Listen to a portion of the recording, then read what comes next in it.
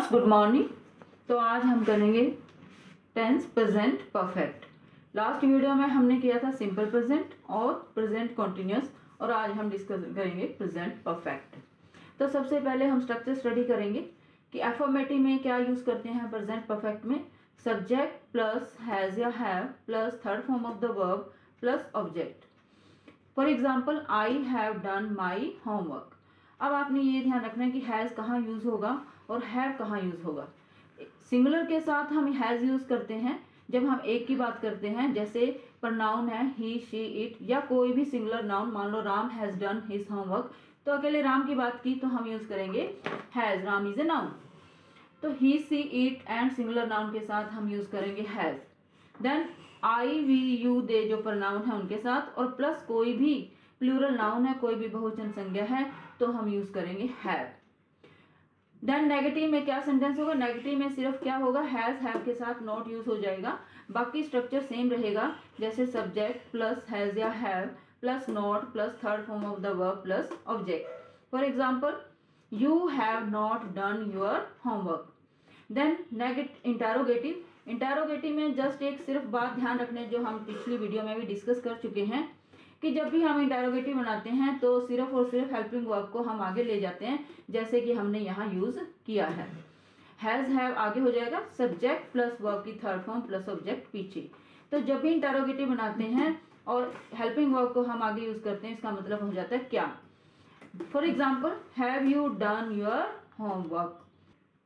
तो after structure of कर students, अब हम करेंगे कि प्रेजेंट परफेक्ट टेंस का यूज किस सेक्शन को एक्सप्रेस करने के लिए हमने करना है। तो प्रेजेंट परफेक्ट टेंस का यूज वहां करते हैं जब हमारा कोई काम कंप्लीट हो चुका होता है प्रेजेंट में, तो हम यूज करते हैं प्रेजेंट परफेक्ट टेंस। तो यदि मुझे ये पता चला कि मेरा ये टेंस है, जो जैसे मैंने यहाँ किया, मैं अपना काम कर चुकी हूँ, तो ये काम हो चुका है, तो मुझे पता है कि इसमें हम प्रेजेंट परफेक्ट टेंस यूज करेंगे हैज हैव या वर्ब की थर्ड फॉर्म प्लस। तो to express an action which has been just completed, जो काम अभी अभी पूरा हुआ है, अगर आपको उसे बोलना है इंग्लिश में तो आप कैसे बोलोगे, I have just completed my work. अगर नहीं हुआ है तो हम नेगेटिव सेंस में येट वर्ड का यूज करते हैं, अभी तक नहीं हुआ, आई have not completed my work yet. तो जस्ट और येट से मुझे ये पता चला यहाँ कि अभी अभी मेरा काम हुआ है और अभी अभी मैंने अपना काम खत्म नहीं किया। नेगेटिव सेंस में हम येट करते हैं। तो ये कुछ वर्ड्स हैं जैसे जस्ट, येट, ऑलरेडी, जो ये शो करते हैं कि अभी अभी मैंने ये काम किया है, तो हम इनमें यूज करते हैं प्रेजेंट परफेक्ट टेंस। जो काम हो चुका है उसको एक्सप्रेस करने के लिए, पूरा कर लिया है आपने, आप यूज करेंगे present perfect tense. Second is कि काम आपका हो चुका है, पास्ट में खत्म हो गया है, और परंतु time is not mentioned to express an action which happened in the past but time is not mentioned. For example, I have seen the Taj Mahal, I saw the Taj Mahal last year. तो दोनों ही सेंटेंसेस को अगर मैं स्टडी करूं, पहले sentence में देखिए, मैं ताजमहल देख चुका हूं, यहाँ समय नहीं बताया आपने कब देखा, परंतु मैं ये बता रही हूँ आपको कि मैं ताजमहल देख चुकी हूँ, ठीक है। But time is not mentioned, तो ऐसा काम हो चुका है, पास्ट में हैपेंड हुआ है, परंतु समय नहीं बताया, तो आप यूज करेंगे present perfect tense means has have verb की third form. I saw the Taj Mahal last year, यहाँ मैंने आपको टाइम बता दिया, ये प्रेजेंट परफेक्ट नहीं है, वर्ब की सेकंड फॉर्म यूज की है मैंने, और ये सेंटेंस है simple past. I saw the Taj Mahal last year, क्योंकि यहाँ समय बता दे कब देखा आपने। अगर पास्ट में कोई काम किसी निश्चित समय पे हुआ है तो हम वहाँ यूज करते हैं सिंपल पास्ट, और अगर टाइम नहीं मेंशन हुआ तो हम यूज करते हैं प्रेजेंट परफेक्ट टेंस। ओके, तो आप इसको स्टडी कीजिए और do exercise from your book. Thank you. तो dear students, good morning. Today we will do present perfect continuous tense. तो आज हम करेंगे प्रेजेंट परफेक्ट कॉन्टिन्यूस। जैसा कि टाइटल से क्लियर है, present perfect, present means present की बात हो रही है, परफेक्ट जो काम शुरू हो चुका है, और कॉन्टिन्यूस मीन्स जो कंटिन्यू भी है, ठीक है। तो इसका स्ट्रक्चर करेंगे सबसे पहले कि स्ट्रक्चर कैसा होगा सेंटेंस का। सबसे पहले हम यूज करेंगे सब्जेक्ट, उसके बाद हैज या हैव, फिर plus been plus first form of the verb ing, और इसमें यूज होगा सिंस या फॉर।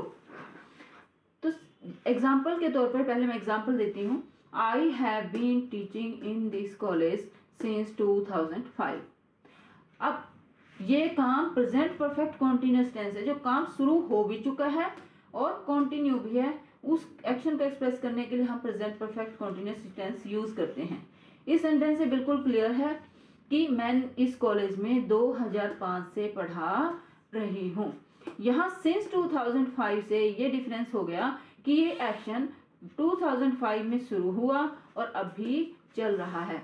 से पढ़ा रही हूँ मतलब मैंने यहाँ 2005 में पढ़ाना शुरू किया और अब भी मैं यही पढ़ा रही हूँ।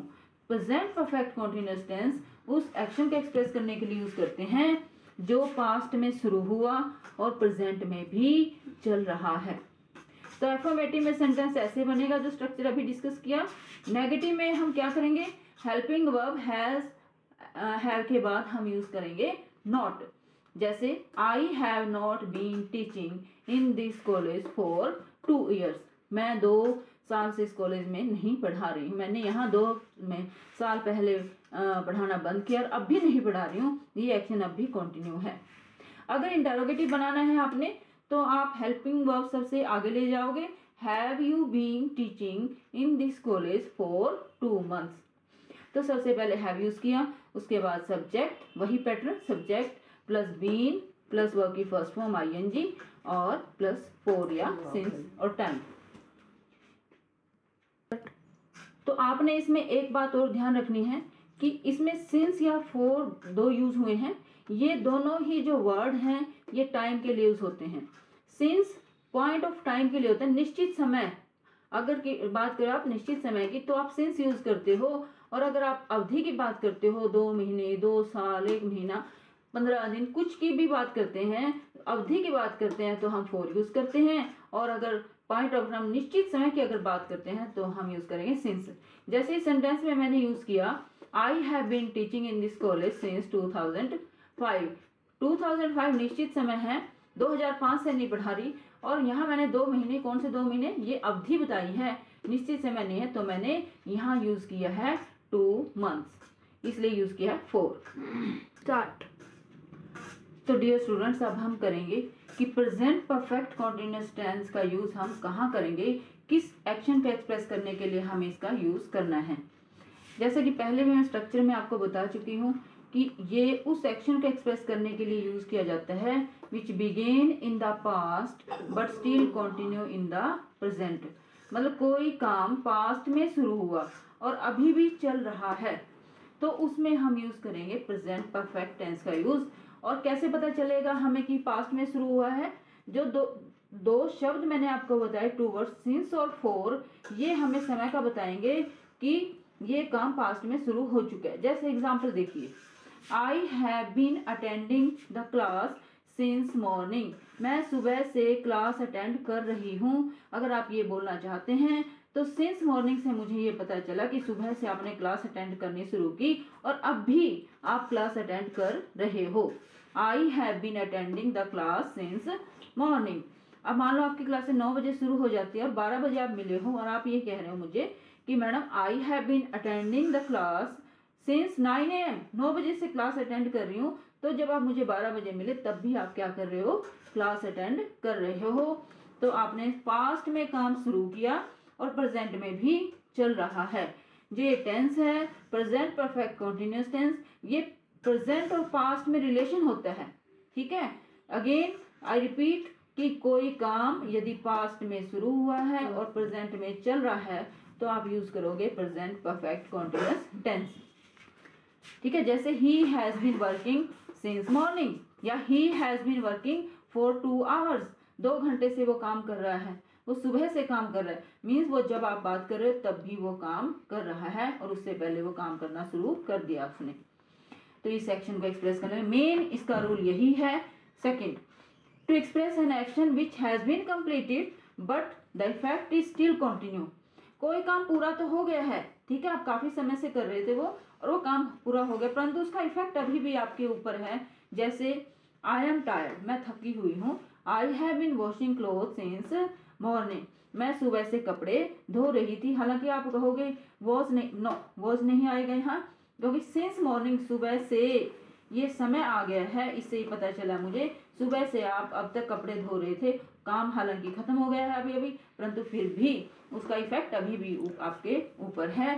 तो मेन पहचान इस टेंस में ये है कि ये बताता है कि सिंस और फॉर यूज होगा इसमें पर्टिकुलर, और इससे आपको ये पता चलेगा कि काम कब शुरू हुआ और अभी भी वो कंटिन्यू है।